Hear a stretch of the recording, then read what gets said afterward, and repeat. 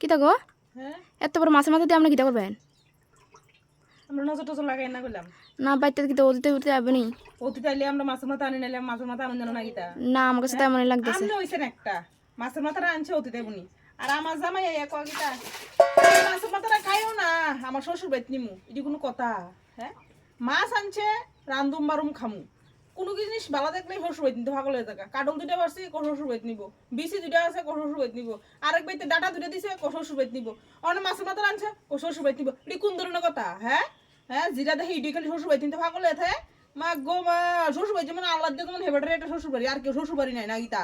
আমরা গীতা খাইতাম মন চায় না খালি শ্বশুর বাড়ি করে জিরা দেখে ইডি খালি শ্বশুর বাড়ি নিতে ভাগল হয়ে থাকা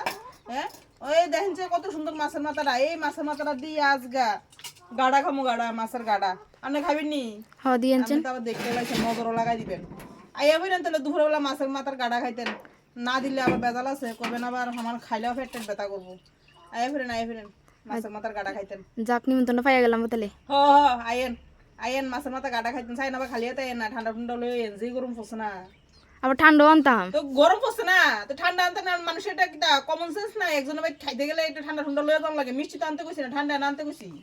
আচ্ছা আচ্ছা ঠিক আছে আনুম যান হুম